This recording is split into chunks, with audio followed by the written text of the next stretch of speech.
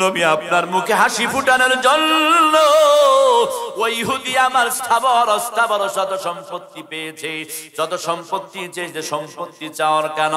ওই ইহুদি যদি আমার কলিজাটাও ছিঁড়ে চাইতো, আমার কলিজাটা নিজে ছিঁড়ে দিয়া আপনি নবীর মুখে হাসি আমি ফুটাইতাম।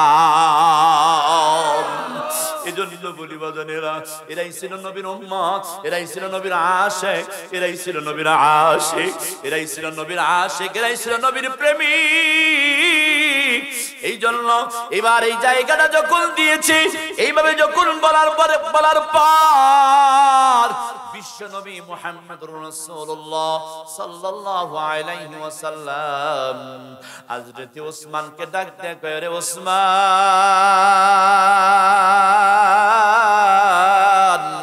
আয় আয় তুই আমার বুকে আয়, রে ওসমান আমার বুকে আয়। এই ওসমানকে টান দিয়া আমার নবী বুকের ভিতরে নিয়ে জড়াইয়া, আল্লাহ এবার সামনে একটা খেজুর গাছ ছিল, খেজুর গাছকে সাক্ষী রেখা ডাক দিয়া কয়, আল্লাহ এই যে আমার সামনে খেজুর গাছটা দেখা যায়, এই খেজুর গাছকে সাক্ষী রেখা আমি বললাম যে ওসমান নিজের স্থাবর সকল সম্পত্তি গুলো লিখে দিয়া তোমার ঘর মসজিদে কুবা বানাবো, এই মসজিদে কুবার জন্য জায়গাটা যে নির্ধারণ করে নিয়ে এসেছে, আল্লাহ আমার ওসমানের জন্য জান্নাতে একটা ঘর নির্মাণ করে দিও। ওই যুব সন্তান, ওই যুব সমাজ যাদের ভিতরে আজকে আল্লাহ পাক রব্বুল ইজ্জতের এই কোরআনের আলো নাই, কোরআনের আলো আজকে নিভি নিভি, আজকে সেই যুবকদের দ্বারা আজকে এই তৌফিক হচ্ছে। কি তৌফিক বগুড়াতে চেনেছেন জানেন আপনারা? যে একজন যুবক যেই মাকে 10 মাস 10 দিন মায়ে গর্ভে ধারণ করে রেখেছিল, যে মা তার 10 মাস 10 দিন তাকে পেটে নিয়ে সারা দেশ সফর করেছে, বোঝা বহন করেছে, নারী ছেড়া ধন, যেই নারী ছিঁড়ে বালতিকে বালতি রক্ত প্রবাহিত করে যেই মা তার সন্তানকে দুনিয়াতে প্রসব করলো, সেই নিজ সন্তান তার মাকে নিজ হাতে হত্যা করে ডিপ ফ্রিজের ভিতরে কি করে রেখেছে? লুকিয়ে রাখছে। কথা বলেন ঠিক কিনা? কিসের জন্য? একমাত্র এই যে এটার জন্য, যেই সন্তান নিজের মাকে নিজে হাতে হত্যা করে ফ্রিজের ভিতরে রেখে আবার ফেসবুকে এসে স্ট্যাটাস দিয়েছে, আমার বাড়িতে ডাকাতি হয়েছে, আজকে ডাকাতেরা আমার মাকে মেরে চলে গেছে। পরবর্তী পুলিশ প্রশাসন যে তদন্ত করে যখন দেখে যে না, সেই সন্তান নিজেই তার এক প্রেমিকার সাথে কি ছিল তার ভাব আলাপ আলোচনা করত, মা বাধা দিতেন, মা নিষেধ করার কারণে মা নিজে বাসায় বসে দা সামনে রেখে তরকারি করতেছিলেন, এমন সময় সন্তান তার পিছন দিক থেকে এসে রুমাল বা গামছা যে কোনো কিছু হোক দিয়ে গলায় শ্বাসরুদ্ধ করে তার নিজের মাকে হত্যা করে সেই মাকে ডিপ ফ্রিজের ভিতরে লুকিয়ে রাখে। এমন কুলাঙ্গার সন্তান বাংলার জমিনেই, কথা কন ঠিক কিনা? ওই সন্তানদেরকে হওয়ার কারণ হলো একমাত্র এই গজবের কারণে, আর কোরআনের শিক্ষা তার ভিতরে না থাকার কারণে। কথা বলেন ঠিক কিনা? যদি কোরআনের শিক্ষা থাকতো তাহলে ওই সন্তান কোনোদিন তার মাকে হত্যা করতে পারতো না। এজন্য আপনাদের ছেলে মেয়ে যারা আছে, কমাস কম এ বর্তমান সময়ে নুরানি পদ্ধতিতে শিক্ষা বের হয়েছে, নুরানি কিন্ডারগার্টেন 3টি বছর যদি আপনার সন্তানকে লেখাপড়া করান, এই 3টা বছর পড়ানোর পর আপনার সন্তান আর যাই হোক না হোক, আপনার সন্তান কোনোদিন নাস্তিক মার্কা হবে না। কথা বলেন ঠিক কিনা? এজন্য আসেন আজকের আলোচনা, আপনারা যারা বসেছেন বয়বৃদ্ধ বাবা, আপনাদের দেখে অত্যন্ত ভালো লাগলো। শেষে এসে 2-4 জন যুবক বসেছেন, ভাই তোমাদের জন্য কিছু মেসেজ নিয়ে এসেছি, এই মেসেজগুলো তোমাদের কাছে প্লে করব। আল্লাহ পাক রব্বুল ইজ্জত যেন এই কথাগুলো বলার তৌফিক দান করেন। সকলে বলেন আমিন। আমার আল্লাহ কোরআনের মধ্যে বলেন,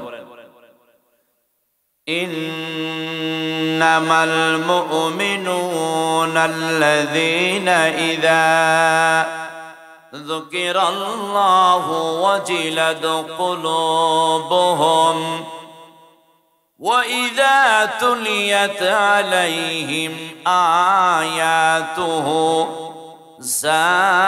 زَادَتْهُمْ إِيمَانًا وَعَلَى رَبِّهِمْ يَتَوَكَّلُونَ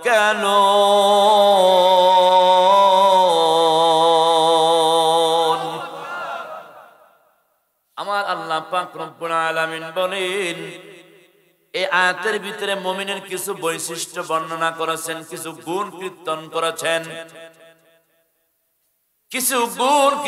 করেছেন, এই গুণগুলা যেই মুমিনের ভিতরে থাকবে, 5টা গুণের কথা বর্ণনা করেছেন। কয়টা গুণ বলেন?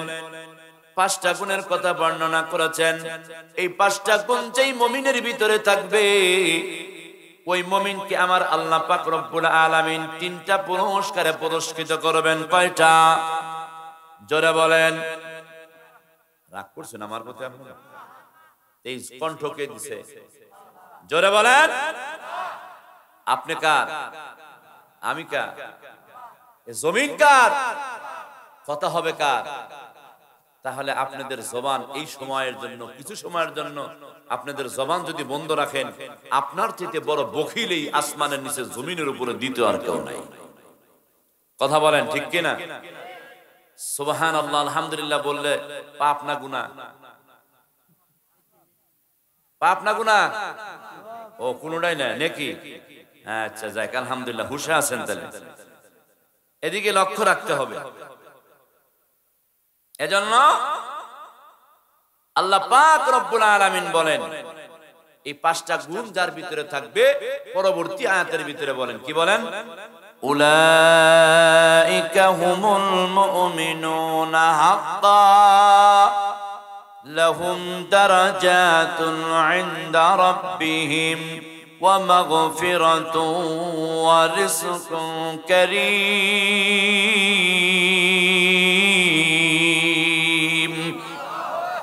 3টা পুরস্কারে পুরস্কৃত করবে। এই 3টা, এখন 5টা গুণ আপনারা একটু অল্প সময়ের মধ্যে শুনে নেন। 1 নাম্বার মুমিনের গুণ হবে, যেই মুমিনের সামনে আল্লাহ পাক রব্বুল ইজ্জতের নাম লওয়া হবে, ওই মুমিনের দেহের ভিতরে প্রতিক্রিয়া সৃষ্টি হয়ে যাবে। কথা বলেন ঠিক কিনা? এ বাজান, একটা করে ছোট্ট দৃষ্টান্ত দেব বাবা। বর্তমান জামানায় শাসটাল গুলার ভিতরে বাজান 1000 টাকা চালান, 2টা হাঁটু ভাঙ্গা কেতনি, আর কয়েক কাপ চা, এই যে কয়েকটা পিরিচ নিয়া একটা দোকান খুলেছে গ্রামীণ ব্যাংকে, কিস্তিতে নাম লেখাইয়া 36,000 টাকা কিস্তি তুলিয়া 32 ইঞ্চি একটা টিভি আনছে। কথা কয় না? 32 ইঞ্চি টিভি আনিয়া আজকে ব্যবসা ছুড়ে দিছে বাজান।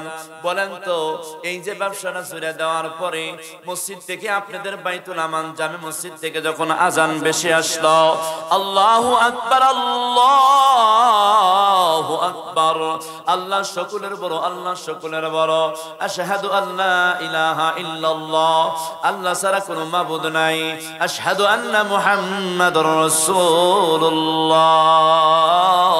আল্লাহ ছাড়া কোনো মাবুদ নাই, হযরত মুহাম্মদ মুস্তাফা সাল্লাল্লাহু আলাইহি ওয়াসাল্লাম আল্লাহ তাআলার বান্দা ও রাসূল।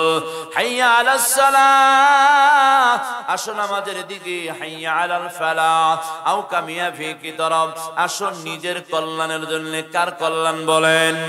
নিজের কল্যাণের জন্য। আল্লাহু আকবার, আল্লাহু আকবার, আল্লাহ সকলের বড়, আল্লাহ সকলের বড়, লা ইলাহা ইল্লাল্লাহ, আল্লাহ ছাড়া কোনো মাবুদ নাই।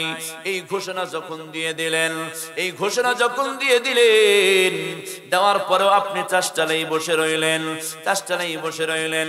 মসজিদে নামাজ শেষ হয়ে গেল, দুইজন হিন্দু ভদ্রলোক আপনি বসে আছে, আপনিও বসে আছেন, নামাজ শেষ হয়ে গেছে, সবাই চলে আসছে, আপনি এখনো বসে আছেন। বাজান বলেন তো যেই ইমানদার আপনি কালেমা পড়া মুসলমান, আপনার ইমান আছে, যেই ইমান চাষটাল থেকে তুলিয়া আল্লাহর ঘর মসজিদ পর্যন্ত নিতে পারে নাই, ওই ইমান কেমনে করে আপনারে কবর থেকে জান্নাতে পৌঁছাবে? সম্ভব নি বলেন? এজন্য বলি বাজারারা, এই বোয়ালি কলিয়াপাড়া সখীপুর টাঙ্গাইলে সামিয়ানার নিচে দাঁড়ায় কসম করে বলে গেলাম, বাজান আপনার যেই ইমানটা চাষটাল থেকে তুলিয়া মসজিদ পর্যন্ত নিতে পারে না, খোদার কসম করে বলি ওই ইমান কোনোদিন তোমার কবর থেকে জান্নাত পর্যন্ত নিতে পারবে না। কথা বলেন? এজন্য জান্নাতে যেতে হলে কি করতে হবে? আল্লাহর হুকুম পালন করতে হবে, কি হবে না? এজন্য মুমিনেরই এক নাম্বার গুণ হলো বাজান, যখনই আজানের আওয়াজ শুনবে, আল্লাহর নাম শুনবে, তার দেহের ভিতরে কম্পন শুরু হয়ে যাবে, মসজিদের দিকে দৌড়ায়া যাবে। দুই নাম্বার বাজানেরা, দুই নাম্বার বলেন ইয়াতুলু আলাইহিম আয়াতুহু যাদাতুহুম ঈমানা। মুমিনের দুই নাম্বার গুণ হলো, যেই মুমিনের সামনে কোরআন তেলাওয়াত করা হবে, কি করা হবে বলেন? যেই মুমিনের সামনে কোরআন তেলাওয়াত করা হবে, ওই মুমিনের ঈমান তত বাড়তেই থাকবে। মুমিনের ঈমান বাড়ে এবং কমে। যেই মুমিনের সামনে কোরআন তেলাওয়াত করা হয়, ওই মুমিনের ঈমান তত বাড়তে থাকে। কি বলেন? কি দিয়ে বুঝাবো? একটা চারা গাছ, এই চারা গাছের গোড়ায় যত পানি ডালবেন, এই গাছটা তত তাড়াতাড়ি লাগবে। কথা বলেন ঠিক কিনা? যত পানি দিবেন তত তাড়াতাড়ি চারা গাছটা কি হবে? মজবুত হবে। মুমিনের যেই মুমিন হবে, মুমিনের সামনে যত কোরআন তেলাওয়াত করা হবে, ওই মুমিনের ঈমান তত বাড়তেই থাকবে। এজন্য বলি বাজানেরা, মুমিনের ঈমান তত বাড়তেই থাকবে। মুমিনের ঈমান বাড়তে হলে কোরআন তেলাওয়াত শুনতে হবে। এর একটা দৃষ্টান্ত বাজান বলেন। এ দুনিয়ার বাজান, আপনার ভিতরে বড় পেরেশানি, আপনার ভিতরে বড় টেনশন, আপনার ঘুম আসে না, শুইলে কোনোদিন ঘুম আসতেছে না, আপনার শুধু ছটফট করতেছেন। খোদার কসম করে আপনি বলে যাইতেছেন রে বাজান, এ বাজান আপনাদের এই এলাকায় বলে একটা হাফিজি মাদ্রাসা আছে, ধরেন এই হাফিজি মাদ্রাসার ভিতরে হেফজখানার ভিতরে হাফেজ সাহেবের কাছে গিয়া বসবেন, যাইয়া 10টা মিনিট বইয়া হাফেজ সাহেবদের কোরআন তেলাওয়াত গুলা শুনবেন। কোরআন যত শুনবেন 10 মিনিট লাগবে না, 5 মিনিট যেতে না যেতেই আপনার চোখে ঘুম চলে আসবে। কথা বলেন, কেন ঘুম চলে আসবে? কোরআন তেলাওয়াত যখনই কানের ভিতরে যাবে, আপনার দেহের ভিতর থেকে সকল টেনশন চিন্তা মুক্ত হয়ে দিবে। মুক্ত করে দিবেন কে? এজন্য বলি, যত কোরআন তেলাওয়াত শুনবা, তত মুমিনের ঈমান তত বাড়বে। এরপরে ডাক দেয়া বলতেছেন, ওয়া আলা রাব্বিহিম ইয়াতাওয়াক্কালুন। মুমিনের তৃতীয় নাম্বার গুণ হলো ওয়া আলা রাব্বিহিম ইয়াতাওয়াক্কালুন।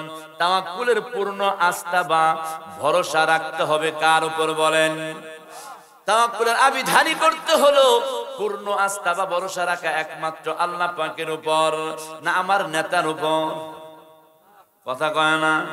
না আমার ছেলে বিদেশ গেছে ছেলের উপর, না আমার গাবির উপর। আজকে আমাদের ইতিকাদ তাকওয়া চলে গেছি গাবির উপর, আমার ছেলের চাকরির উপর, আমাদের নেতার উপর। কথা বলেন ঠিক কিনা?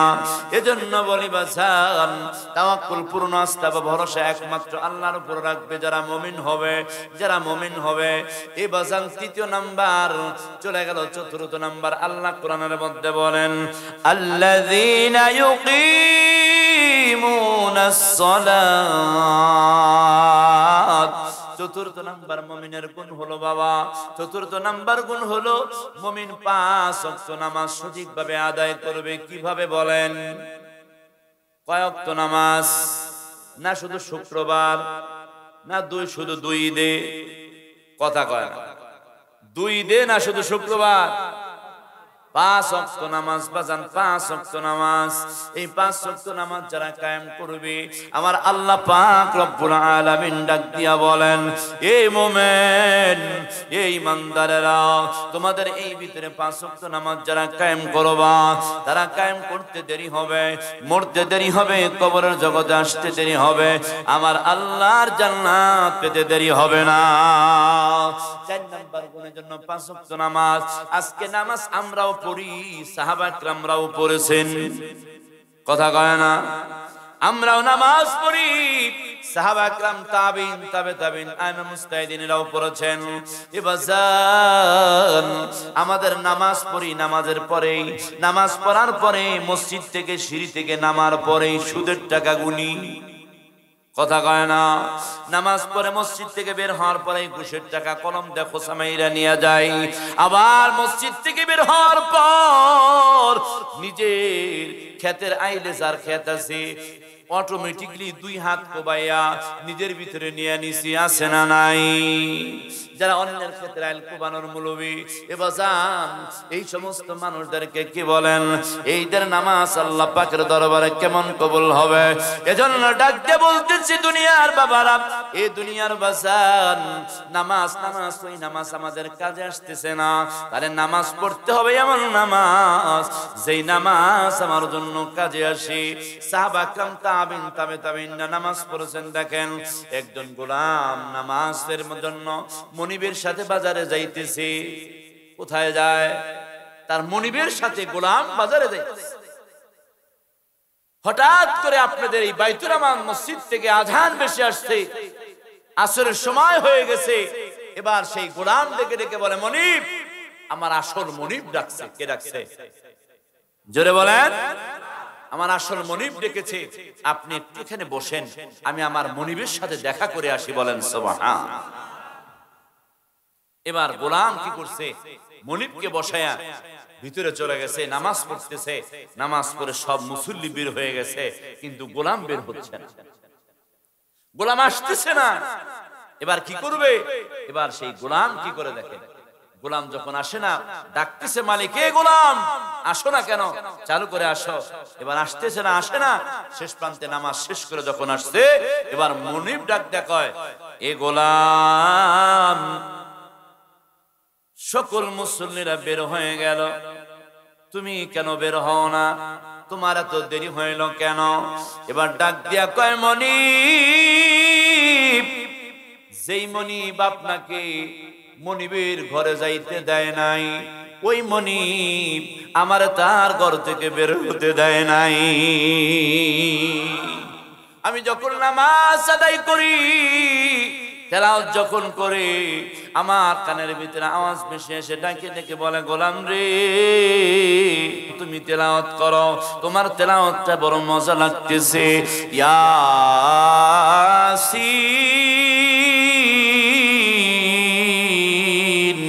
ওয়াল কুরআনিল হাকীম, ইন্নাকা লামিনাল মুরসালিন।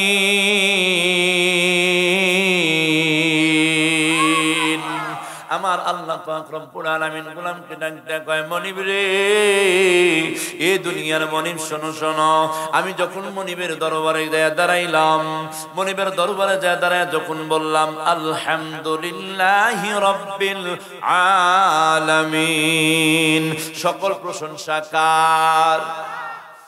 আর রহমানির রহিম, তিনি বড় মেহেরবান, বড় দয়ালু। মালিক ইয়াউমিদ্দিন, বিচার দিবসের মালিক কে? ইয়াকা না'বুদু ওয়া ইয়াকা নাস্তাঈন,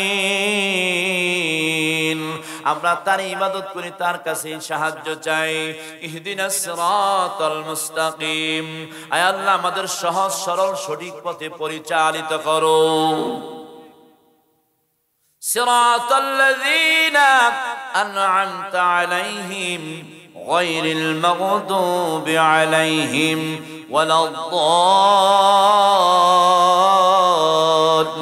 ওয়ালাদ-দাল্লিন। আমি যখন তেলাওয়াত করি আমার রব বলি, এই গোলাম রে তুই আর একটু তেলাওয়াত কর, তোর তেলাওয়াতটা বড় মজা লাগে। এজন্য বলি বাজানেরা, মুমিনের 4 নাম্বার গুণ হলো, কয় নাম্বার গুণ বলেন? 4 নাম্বার গুণ হলো, মুমিনের 4 নাম্বার গুণ হলো আল্লাযীনা ইউকিমুনাস সালাত, 5 ওয়াক্ত নামাজ কায়েম করবে। কয় ওয়াক্ত নামাজ? 5 ওয়াক্ত নামাজ কায়েম করবা। এরপরে 5 নাম্বার বলেন ওয়া মিম্মা রাযাকনাহুম ইউনফিকুন।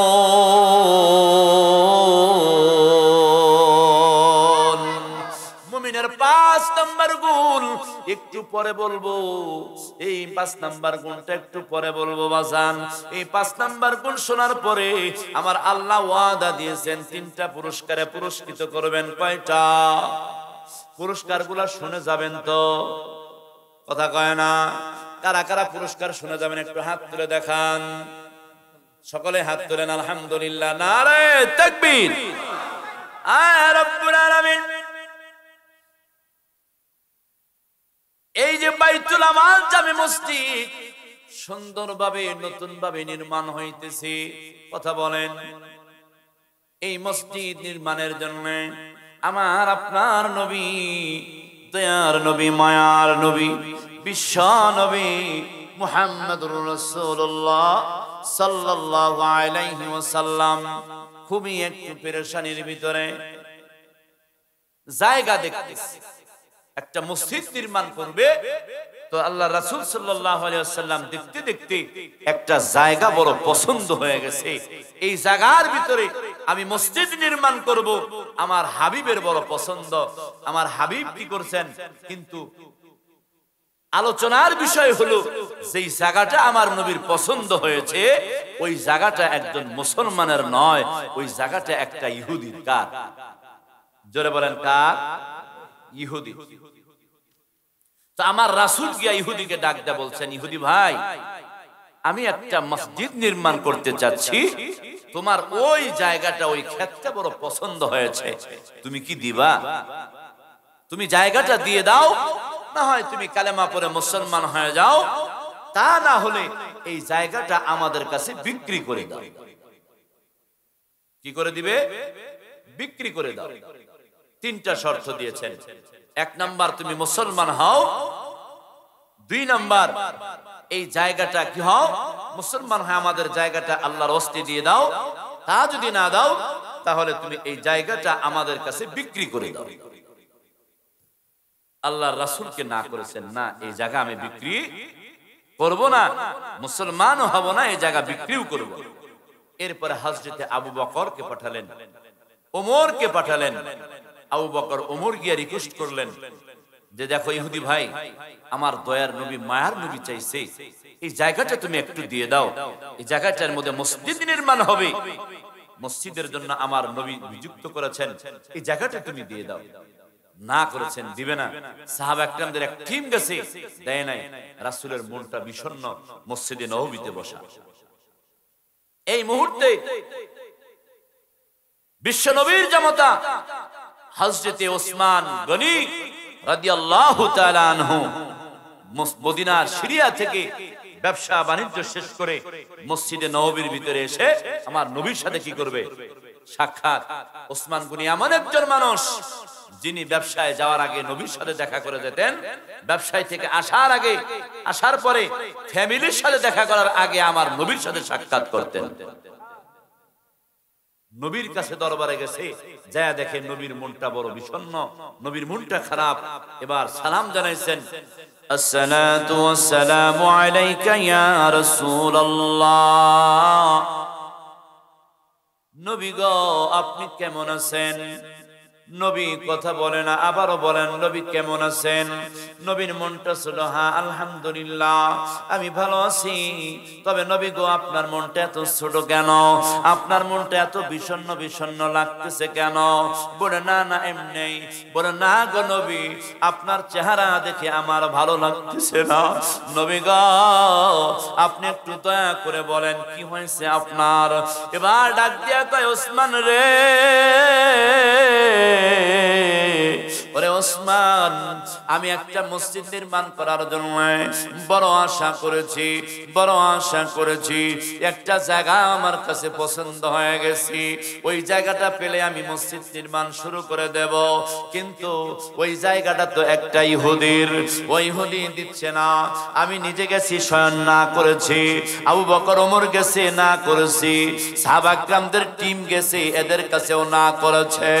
এই কথা বলার পর হযরত ওসমান গনি ডাক দিয়ে বলেন, নবী গো, কোন ইহুদি? বলেন অমুক ইহুদি, অমুক জায়গাটা। হযরত ওসমান ডেকে ডেকে বলেন, এই দুনিয়ার বাসান, এই দুনিয়ার বাজান কিতাবের ভিতরে লেখে, ওসমান এই কথাটা শোনার সাথে সাথে ইতিহাস সাক্ষী দেয়, হযরত ওসমান আর একটা সেকেন্ড দেরি করে নাই, ওইখান থেকেই দৌড়াইছে সেই ইহুদির বাড়িতে। ইহুদির বাড়িতে গিয়া ডাক দিয়ে বলে, ইহুদি ভাই, ওই ইহুদি ভাই বাড়িতে আসনি? বলে হ্যাঁ হ্যাঁ বাড়িতে আসি, আসো। এবার ডাক দিয়ে বলে, ইহুদি রে, অমুক একটা জায়গা আসেনি তোমার? বলে হ্যাঁ। কত? ওই পরিমাণ জায়গা, এই জায়গাটা আমার নবী চাইছেনি?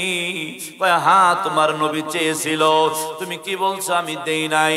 সাহাবা একরাম হযরত আবু বকর আসছিল, আসছে, হযরত ওমর আসছিল, হ্যাঁ আসছে, সাহাবা একরামদের একটা টিম আসছে, না হ্যাঁ আসছে। তুমি কি বলছো? না করেছো। কেন না করেছো বলো? এই ইহুদি ভাই, বলো বলো বলো, এই জায়গার বিনিময়ে তুমি কি চাও? এই জায়গার বিনিময় কি চাও তুমি বলো? এই কথা যখন বলছে, ওই ইহুদি মনে মনে চিন্তা করে, ওসমান, আমি তো তোমার অপেক্ষায় ছিলাম। কি কয়? সুযোগে, জোরে বলেন, সুযোগে সৎ ব্যবহার। ওসমান, তোমার অপেক্ষায় তো আমি ছিলাম। আচ্ছা বলো। হযরত ওসমান ডাক দিয়া কয়, ইহুদি রে, বলো, আমার নবীর মনটা বড় বিষণ্ণ দেখেছি, আমার নবীর মুখে হাসি ফুটানোর জন্য বলো বলো, তুমি আমার কাছে কি চাও? এই জায়গার বিনিময়ে তুমি কি চাও? এবার ইহুদি কি করলো? কৌশল করিয়া ডাক দিয়া কয়, ওসমান রে, এই জায়গাটার জন্য কি চাই জানো? তোমার যত স্থাবর অস্থাবর যত সম্পত্তি আছে, সকল সম্পত্তি গুলা যদি তুমি তুমি ওসমান আমি ইহুদির নামে লিখে দিতে পারো, তাহলে ওই জায়গাটা তোমার নবীর জন্য বরাদ্দ করতে পারি। এই কথা যখন বলছে, বলার সাথে সাথে ডাক দিয়া বলে, ইহুদি ভালো করে বলো। কয় হ্যাঁ আমি ভালো করেই বললাম, তোমার যত সম্পত্তি আছে সকল সম্পত্তি গুলা যদি আমি ইহুদির নামে লিখে দিতে পারো, তাহলে ওই জায়গাটা তোমার নবীর নামে বরাদ্দ করে দেব। এই কথা বলতে দেরি বলছে, ঠিক আছে আমি তোমারে দিয়ে দিলাম। এবার ইহুদি বলে, ঠিক আছে ওই জায়গাটাও তোমার নবীর আমি দিয়ে দিলাম। সুবহানাল্লাহ। কালকে বাইতে দিয়ে খেতার নিচে কই, হ্যাঁ, যারা কইছেন তো আলহামদুলিল্লাহ, যারা কন নাই তারা বাসায় যায় খেতার তোলে কই না। ঠিক আছে তো? আল্লাহু আকবার। একটা কথা জেনে নেন, আলোচনার মাঝখানে ডিস্টার্ব করব না। এই আলোচনা আপনারা সুবহানাল্লাহ আলহামদুলিল্লাহ বলতে ইশারা ইঙ্গিতে কাজ করবেন, করবেন তো ইনশাআল্লাহ? পারবেন? হ্যাঁ, এই ইশারা করলে সুবহানাল্লাহ বলতে হবে, বুঝতে পারছেন কি? হ্যাঁ, পরীক্ষা দিবেন, পাস করবেন তো ইনশাআল্লাহ নাকি? আলহামদুলিল্লাহ। গলা পরিষ্কার করেন।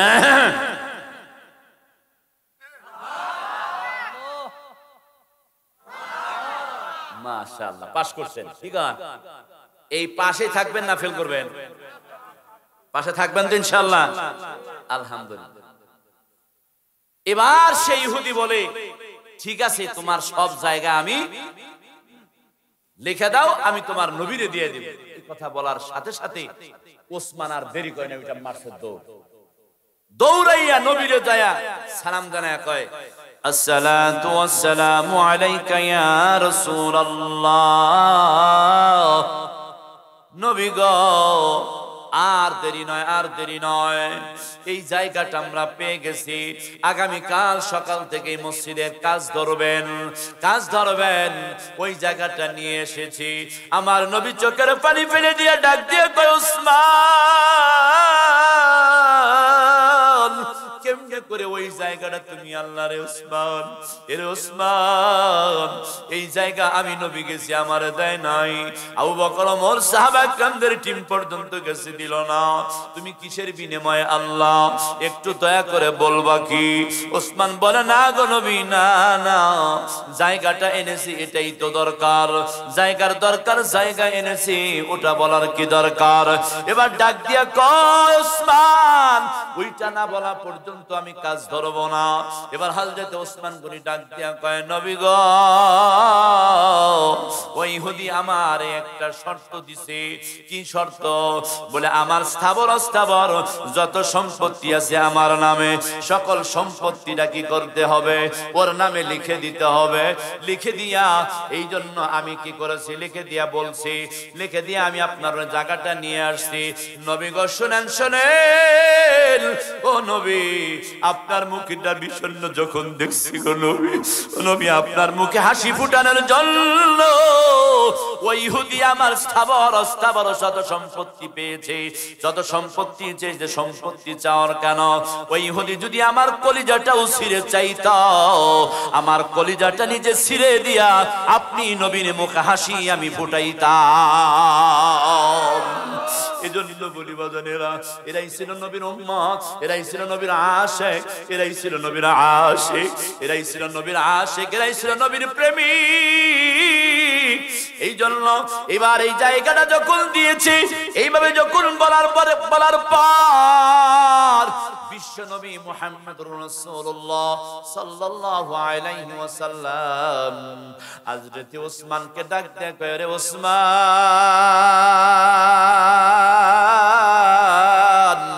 আয় আয়, তুই আমার বুকে আয়, রে ওসমান, আমার বুকে আয়। এই ওসমানকে টান দিয়া আমার নবী বুকের ভিতরে নিয়ে জড়াইয়া, আল্লাহ, এবার সামনে একটা খেজুর গাছ ছিল, খেজুর গাছকে সাক্ষী রাইখা ডাক দিয়া কয়, আল্লাহ,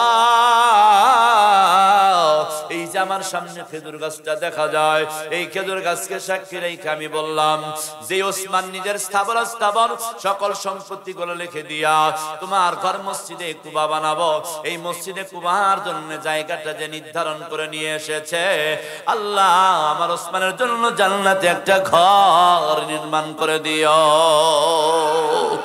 ও দুনিয়ার বাজার, এই কথা বলতে দেরি ওই ইহুদি দৌড়াইয়া পিছনে পিছনে আসছে।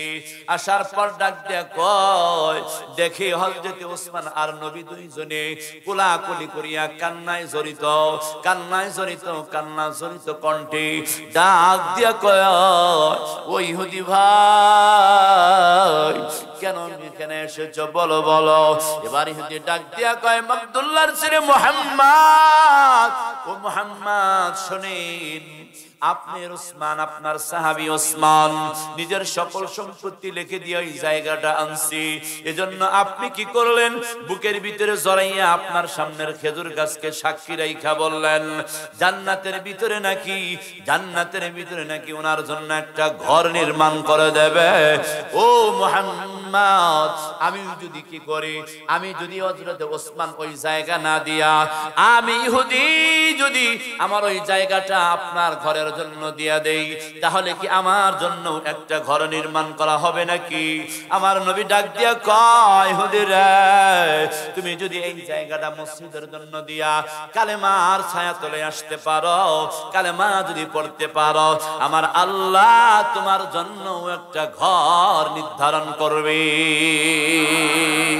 ইহুদি ডাক দিয়া কয়, মুহাম্মদ, ও মুহাম্মদ, আর দেরি নয়, আর দেরি নয়, আপনি আমারে পড়াইয়া দেন, আশহাদু আল্লা ইলাহা ইল্লাল্লাহু ওয়া আশহাদু আন্না মুহাম্মাদান আবদুহু ওয়া রাসূলুহু।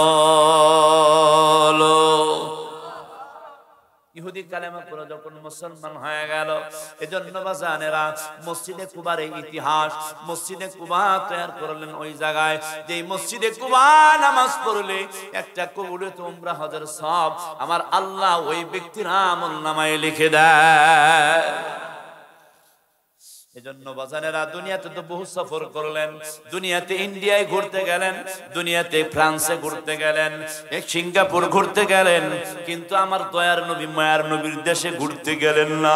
আপনার মতো কপাল পোড়া, আপনার মতো হতবাঘা আর দুনিয়ায় কেউ নাই। কথা কয় না? এজন্য আমার নবীর দেশের সফর হলো সবচেয়ে বড় সফর, আমার নবীর দেশের সফর হলো সবচেয়ে বড় সফর। এই জন্য মসজিদে নির্মাণ করা, মসজিদ নির্মাণ করা সহজ নয়, মসজিদে নির্মাণ করা এত সহজ নয়। কথা কোন ঠিক কিনা? এজন্য মসজিদের ভিতরে কত ফজিলত, কত ফজিলত। বাদশা হারুন রশিদের নাম আপনারা শুনছেননি? জোরে বলেন। বাদশা হারুন রশিদ নিজ হাতে একটা তামান্না করেছি, একটা আকাঙ্ক্ষা করেছি, আল্লাহর ঘর আমি নিজে হাতে তৈরি করব, এই ঘরটা আমার ভিতরে কারো অনুদান নিব না। কি বলছে? আমি কারো অনুদান নিব না, আমি নিজে হাতে একটা মসজিদ নির্মাণ করব। এই মসজিদে হাজার হাজার মানুষ নামাজ আদায় করবে, সিজদা দিবে, সুবহানা রাব্বিয়াল আ'লা বলে বলে সিজদায় যখন ডাকবে, এর একটা করে পার্সেন্টেজ আল্লাহ আমারে দিবে।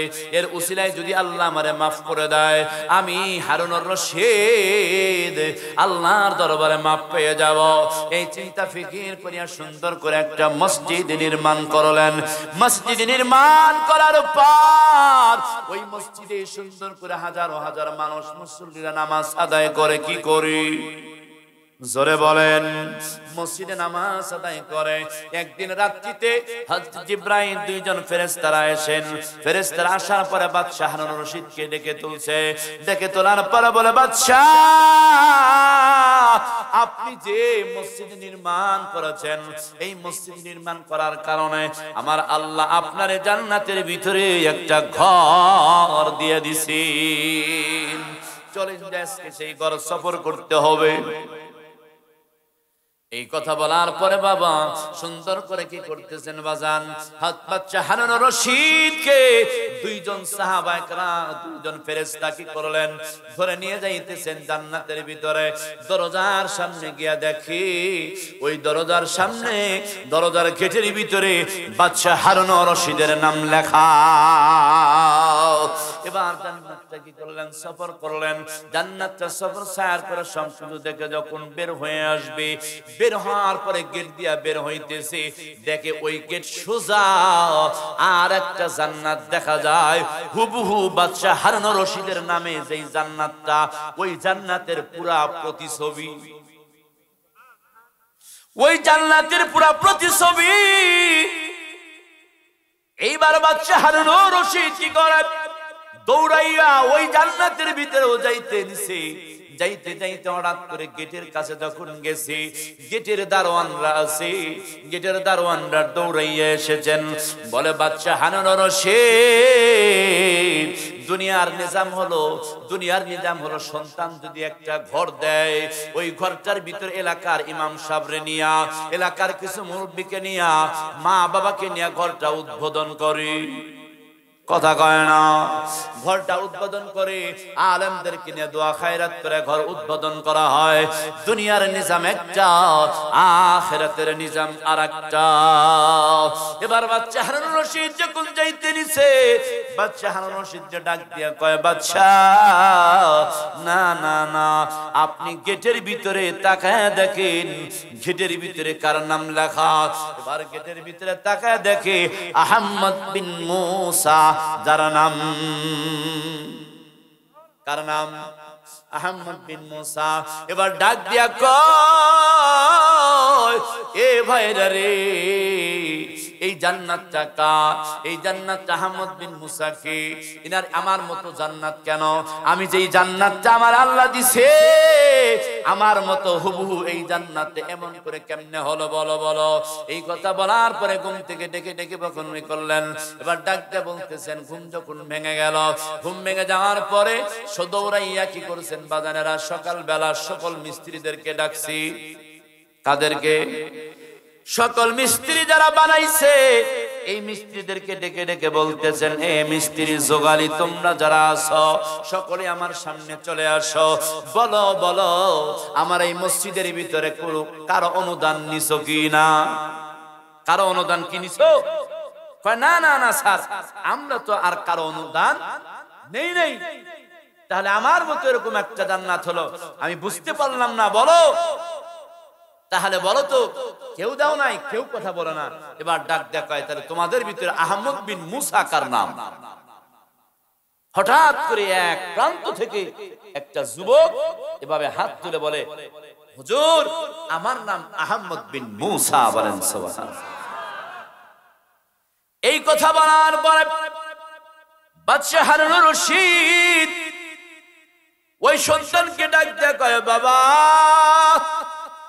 আয় আয় আয়, তুই আমার বুকে আয়। এ বাবা বলো বলো তুমি এমন কি ইবাদত বন্দেগী করো যে ইবাদত বন্দেগী করার কারণে আমি এত কোটি টাকা খরচ করে একটা মসজিদ নির্মাণ করলাম, আমি কারো অনুদান নেই নাই। বিনা অনুদানের কারণে আমি নিজে হাতে মসজিদ করেছি। নিজে হাতে মসজিদ করার কারণে আমার আল্লাহ একটা জান্নাত দিয়েছে। আমার আল্লাহ একটা জান্নাত দিয়েছেন, জান্নাতের ভিতরে একটা ঘর দিয়েছেন। আমার ঘরের হুবহু প্রতিছবি একটা ঘর আমার আল্লাহ তোমার জন্য বানাইছি। এ যুবক বলো বলো এমন কি ইবাদত তুমি করো? বলো বলো যুবক বলো। এবার যুবককে যখন এই কথা বলছে, রে বাবা এই কথা বলার পর যুবক ডাক দিয়া কয়, ও জাহাপানা, ও বাদশাহ বেয়াদবি মাফ করবেন গো বাদশাহ। আপনি যে ইখলাস নিয়া মসজিদ নির্মাণ করতেছিলেন, আপনি যে তাকওয়া নিয়া মসজিদ তৈরি করতেছেন, এই তাকওয়ার মতো আর তাকওয়া কোনোদিন হয় না। তবে গো বাদশাহ আমি আমার বাড়ির ভিতরে নিজের প্রত্যেক সম্পত্তি, কিসের সম্পত্তি বলেন? আমি আমার নিজের প্রত্যেক সম্পত্তির ভিতরে গর্ত খনন করিয়া একটা ঘর নির্মাণ করতেছিলাম। যখন মাটি গর্ত খনন করতে করতে করতে করতে হঠাৎ করে এক জায়গায় দেখি একটা কিছু পাথর দেখা যায়। 4 থেকে 5টা পাথর আমি পাইছিলাম গো বাদশাহ। ও বাদশাহ আপনি মসজিদ নির্মাণ করার জন্য যেই পাথরগুলা দামি দামি পাথরগুলা আইনা স্তূপ দিয়েছেন, ওই পাথরের মধ্যে হুবহু 5টা পাথর আমি আমার জায়গার ভিতরে পেয়ে গেলাম। আমি আমার জায়গার ভিতরে যখন পাইলাম, এই পাথরগুলো আমি কি করবি, কি করি আমি বুঝতে পারতেছি না। বারবার চিন্তা ফিকির করতে করতে দিনেও আমি আপনার এই পাথরের ভিতরে রাখতে পারি না, কারণ আপনি নিষেধ করেছেন আপনার দানের ভিতরে কারো দান দেওয়া যাবে না। আপনার নিজে হাতে নিজের অনুদানে মসজিদ নির্মাণ করবেন। এজন্য গো বাদশাহ আমার তো আল্লাহ সামর্থ্য দেয় নাই, আমি তো একাই নিজে মসজিদ নির্মাণ করতে পারবো না। এজন্য আমি মনে মনে ভাবলাম, ভাইবা চিন্তা করতে করতে করতে আমার যেন কে একটা গায়েবী আওয়াজ দিয়ে আমারে বলল, এ আহমদ বিন মুসা তুই কেন ফিকির করিস? রাত্রির গভীরে তোর ওই 5টা পাথর নিয়া ওই বাদশা হারুনুর রশিদের পাথরের স্তূপের ভিতরে নিজে সুন্দর করে ছেড়ে দাও। এ বাদশা বেয়াদবি মাফ করবেন, আমি সেই 5টা পাথর আমার ওই প্রত্যেক সম্পত্তি পাওয়া 5টা পাথর আপনার পাথরের স্তূপের ভিতরে আমি সেই পাথরগুলা রেখে দিয়েছিলাম। এই কথা বলার পরে রে বাদশা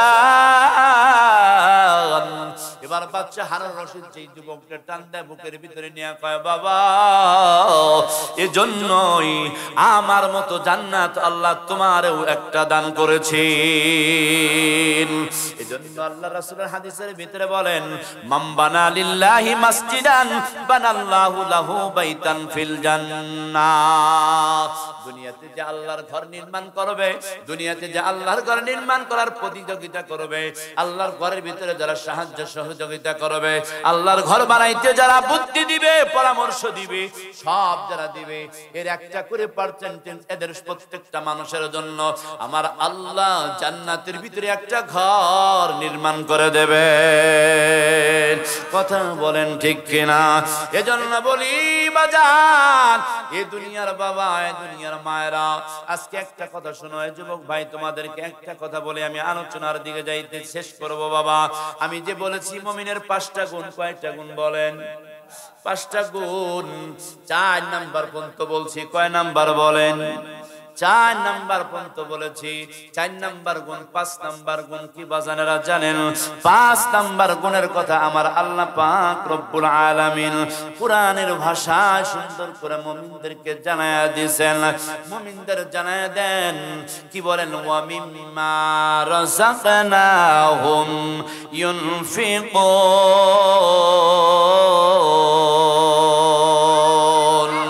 ওয়া মিম্মা রাযাকনাহুম ইউনফিকুন।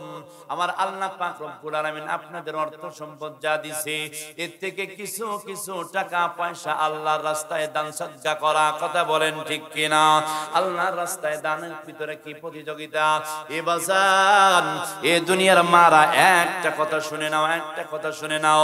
হযরত আবু বকর, হযরত ওমর, বিশ্ব নবীর সাহাবী, হযরত আবু বকর, হযরত ওমর কি করতেছেন? এমন ভাবে দানের প্রতিযোগিতা করেন, দান করেন, এমন ভাবে দান প্রতিযোগিতা করেছেন। এ বাজানেরা রে, খাইবার তাইবের যুদ্ধের ভিতরে বাজান, খাইবারের যুদ্ধের ভিতরে আল্লাহর রাসূল সাল্লাল্লাহু আলাইহি ওয়াসাল্লাম রুমাল বিছিয়ে দিয়া সকলকে ডাকতে যখন বলছেন, এ আমার সাহাবায়ে তোমরা এখান থেকে তোমরা কি করো? সকলে সাহায্য করো, সকলে সহযোগিতা করো, যার যা আছে তাই তোমরা নিয়ে আসো। এবার হযরত ওমর ইবনে খাত্তাব মনে মনে চিন্তা করতেছে, হায় হায় রে, আবু বকরকে তো আমি পিছে ফেলাইতে পারি না, এইবার আমি একটু আবু বকরকে পিছে ফেলাইব। কিভাবে পিছে ফেলাইব?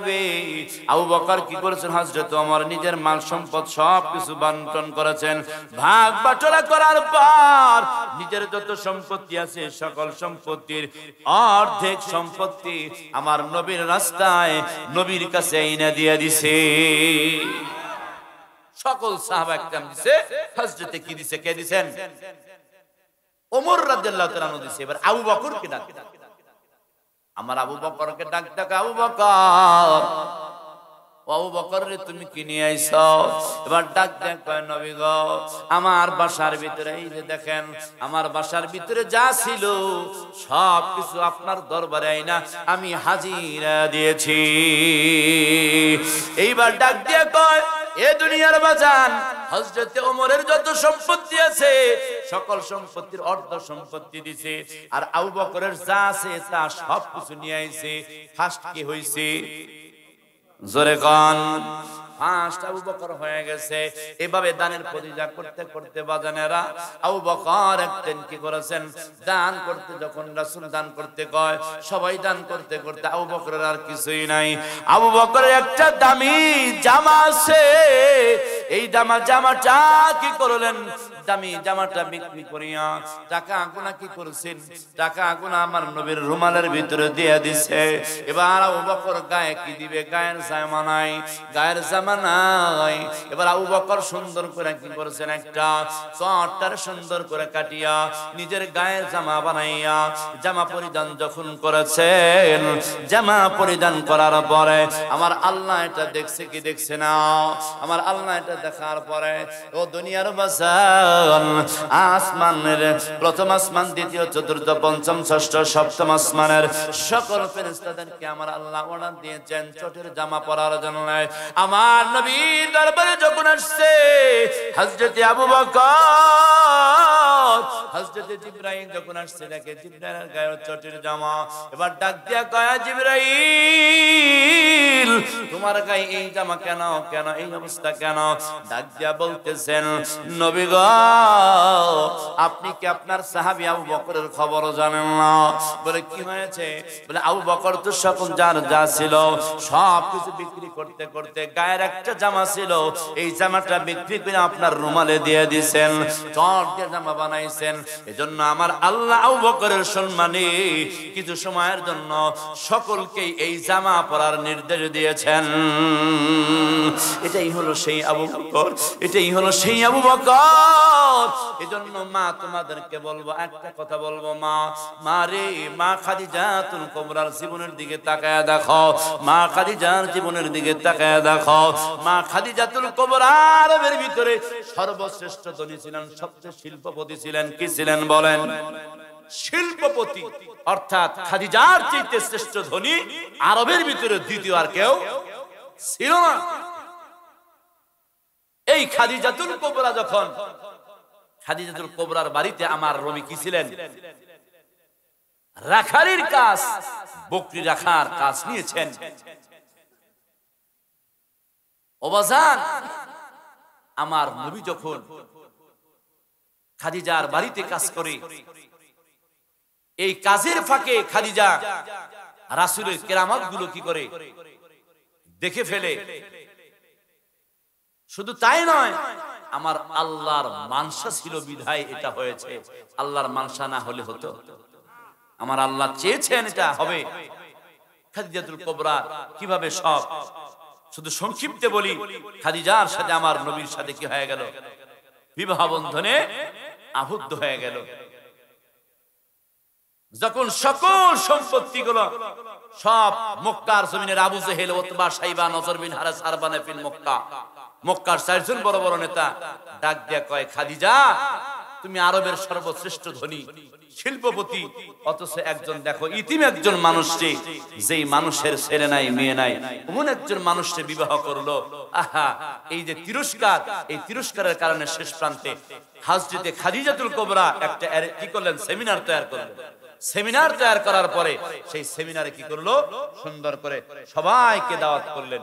দাওয়াত করার পরে বলতেছেন, আবু জেহেল, এ উতবা, শাইবা, এই মজলিসের শুরারা সকলে দেখেন, এই যে আমার যত কাগজ পাই দেখেন, স্থাবর অস্থাবর সম্পত্তি, সকল সম্পত্তিগুলা আমি এই মুহূর্তে এই মজলিসে আমি আমার স্বামীর কি করলাম? নামে সব কিছু দান করে দিলাম। বলেন সুবহান। এখন মালের মালিক সব হয়ে গেল কে? মুহাম্মদুর রাসূলুল্লাহ সাল্লাল্লাহু আলাইহি ওয়াসাল্লাম। এই নবী দুই হাতে ইসলামের জন্য, কাজের জন্য কাজগুলা কি করেছেন? বিলীন করে দিয়েছেন। শেষ প্রান্তে বিলীন করে দিয়া কেমন একটা স্বামীর অর্জন করেছিলেন, এমন ভাবে অর্জন করেছেন, স্বামীর এমন একটা মহব্বত, ভালোবাসা তৈরি করেছে, যেই ভালোবাসা তৈরিটা আজকে বর্তমান জমানার মা বোনরা যদি করতে পারো, তাহলে তোমাদেরও খুশনসিব। কথা বলেন ঠিক কিনা? আমার দয়ার নবী, মায়ার নবী, বিশ্ব নবী মুহাম্মদুর রাসূলুল্লাহ সাল্লাল্লাহু আলাইহি ওয়াসাল্লাম একদিন আমার খাদিজাতুল কুবরার ঘরের ভিতরে এসে আশ্রয় নিয়েছেন, বিশ্রাম নিবে। বিশ্রাম নেওয়ার জন্য মা খাদিজাতুর রানের উপর মাথা রেখে যখন নবী ঘুমিয়ে গেলেন, এ বোয়ালি এলাকার মা, তোমাদের জন্য এই কথাটা বলছি, মারা তোমরা লক্ষ্য রাখো। মা খাদিজাতুল কুবরার রানের উপর মাথা রেখে যখন ঘুমিয়ে গেলেন, আমার খাদিজাতুল কুবরা নবীর চেহারার দিকে তাকাইয়া, নবীর চেহারার মায়ার দৃষ্টিতে তাকায়া রইলেন। আর জোরে কান্নাকাটি করতেছেন। কান্না করতে করতে অজান্তে এক পড়া চোখের পানি আমার নবীর শরীর গান মোবারকে পড়ে গেল। আমার নবীর ঘুম ভেঙে গেলেন। নবীর ঘুম ভেঙে যাওয়ার পর আমার নবীর যখন ঘুম ভেঙে গেল, নবীকে ডাক দিয়ে বলতেছেন, নবী যখন খাদিজার দিকে তাকায়া দেখে, নবী খাদিজার চোখে পানি, খাদিজার চোখে পানি, খাদিজার চোখে পানি, খাদিজার চোখে যখন পানি এসে গেছে, এবার ডাক দেয়া বলে, খাদিজা রে, তোমার চোখে পানি কেন? বলো, তোমার চোখে এখন পানি কেন? ডাক দেয়া বলে, নবী গো, না না, আমার চোখে এজন্য কোনো জন্য পানি নয়। আমার মায়ের কথা মনে হয় নাই, বাবার কথাও মনে হয় নাই, আমার মনে হইতেছে গো নবী, আমি মনে হয় আর বেশি দিন দুনিয়ার জমিনে থাকবো না, দুনিয়ার জমিনে থাকবো না, আমি দুনিয়ার জমিন ছেড়ে চলে যাব। তবে দুইটা জিনিস আপনার কাছে, তিনটা জিনিস আবদার করব গো নবী।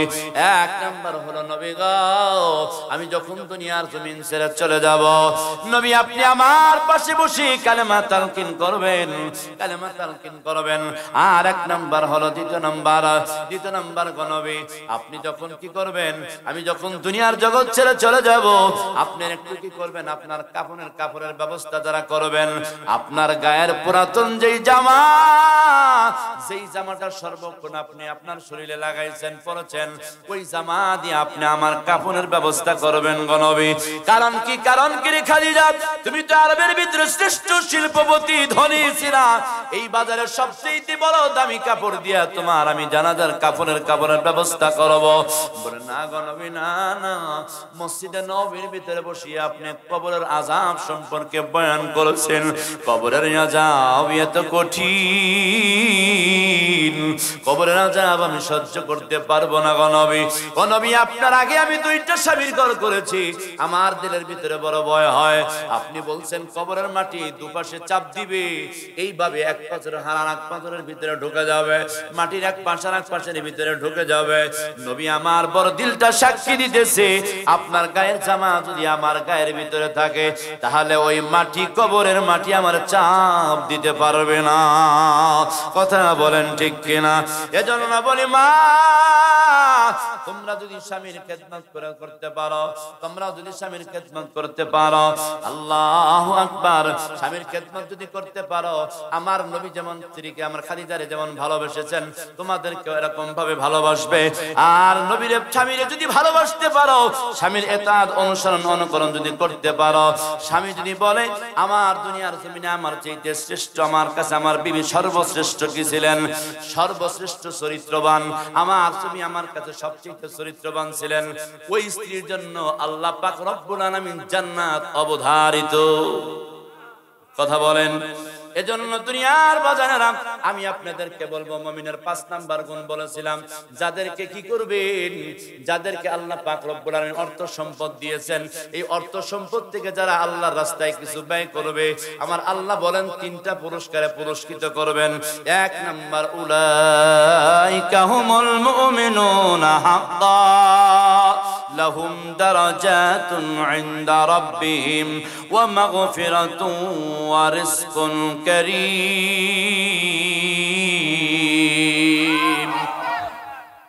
3টা পুরস্কারে পুরস্কৃত করবে। কয়টা? এই ওয়াদা কে করছেন?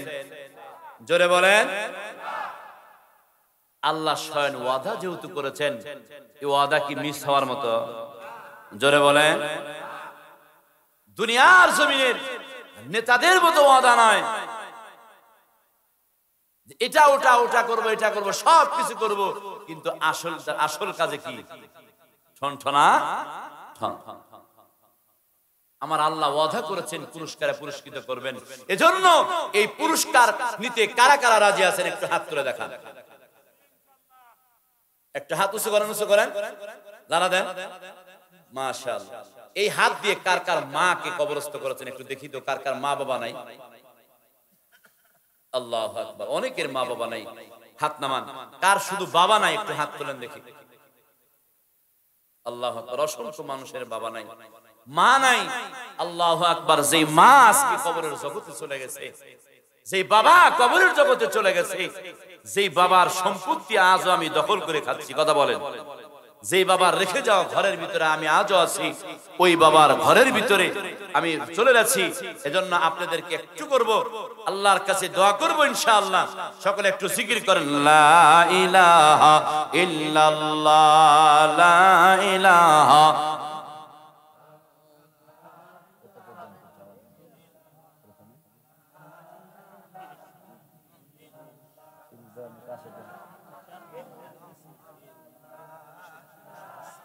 ইল্লাল্লাহ, লা ইলাহা ইল্লাল্লাহ, লা ইলাহা ইল্লাল্লাহ, লা ইলাহা ইল্লাল্লাহ মুহাম্মাদুর রাসূলুল্লাহ সাল্লাল্লাহু আলাইহি ওয়াসাল্লাম। এজন্য বলি বাজানেরা রে, একটু দিনটা নরম করে দাও। যেই ওসমান এমন একটা মানুষ ছিল রে বাবা, যে ওসমানের দান মক্কার কোন এমন কোন ঘর নাই যেই ঘরের ভিতরে ওসমানের দান পৌঁছায় নাই। মদিনার এমন কোন ঘর নাই যেই ঘরের ভিতরে মদিনার দান ওসমানের দান পৌঁছায় নাই। সেই হযরত ওসমান নিজের সকল সম্পত্তিগুলা স্থাবর গুলা দিয়া জায়গা দিয়া বিলীন করে দিয়ে আমার নবীর মুখে হাসি ফুটাইছেন।